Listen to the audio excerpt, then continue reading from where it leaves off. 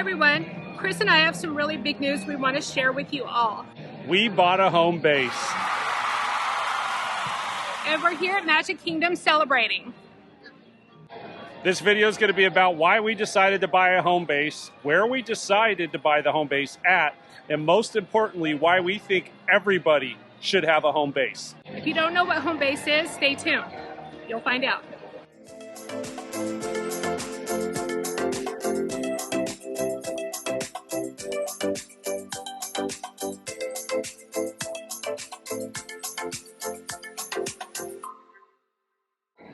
At the beginning of our full-time RV living journey, our journey was delayed.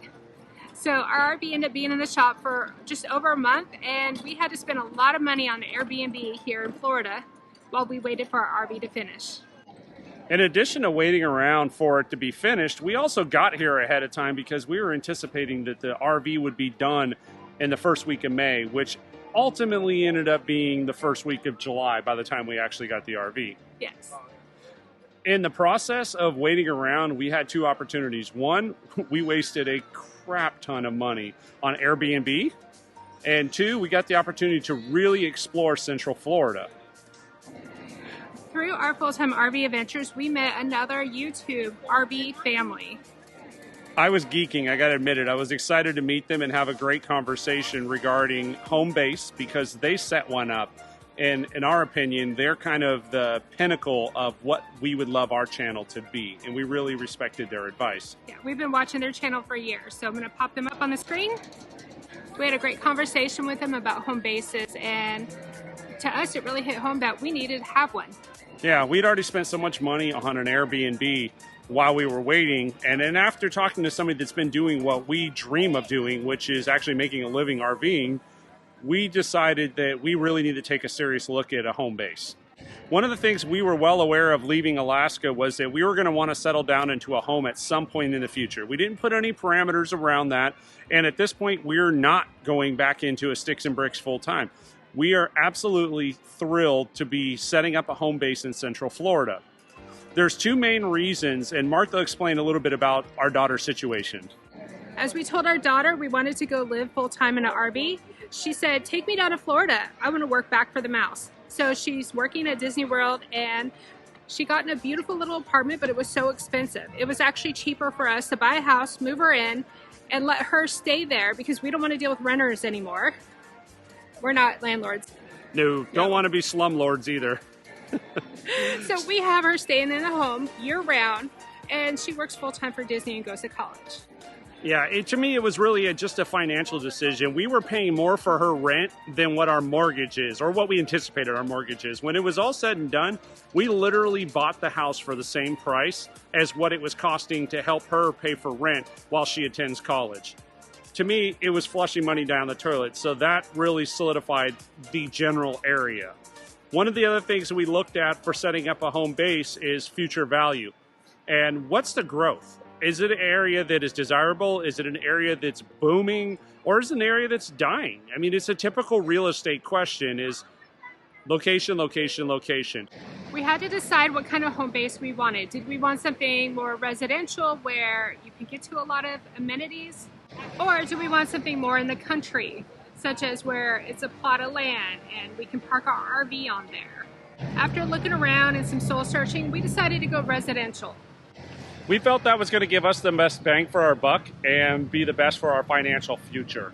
When it comes to a home base, it's really a personal decision whether you want to be rural and in the country or you want to be residential and be around the amenities, as Martha mentioned. In either situation, I would highly encourage you to figure out what your plan B is and decide whether or not you want to have a physical location to park, you want to have a house, or do you want to just have a plan as far as couch surfing and somewhere to go if something bad happens. None of them are bad options, and none of them's the right option for any one person. You really have to decide. But make sure you're having that conversation with your travel partner before you hit the road. So we found a beautiful house that was still under construction in an area that is just developing and growing right now. It's a great community that is close enough that Ashley can commute. And we know that as long as everything continues on the same track, we're going to make money off this in the long run. And the most important part is, even if we don't make money off this house, which I highly anticipate we will, we're going to be in an area that we really fell in love with.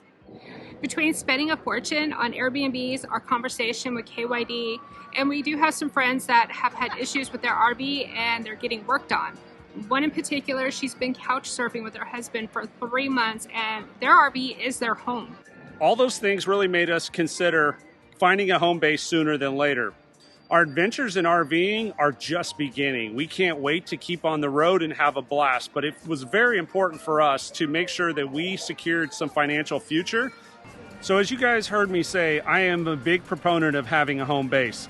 I don't like the idea of the unknown. I'm a planner. I want to know A to Z before A even happens. Having a home base is mandatory when you're a full-time RVer, in my opinion. And when I say home base, I'm talking about two different things. You either can do what we did, which is buy a home and set up either a family or a rental. In a case like KYD mentioned, they set theirs up to do both. It's theirs when they want it, it's an Airbnb when they don't. It's truly an investment property. The other option is making sure you have a plan B of when something happens. And I say when because inevitably there is going to be times when you're going to have to come off the road for whatever reason, whether it be health, COVID, accidents, repairs. Basically, life happens, and we all know that. Having a plan B in advance is critical to success on the road, in my opinion. The best part about having our home base here in Florida, aside from being able to go to Magic Kingdom anytime we want on the reservation system, of course, is we get to see our daughter so much more often than we would if our home base was in Alaska.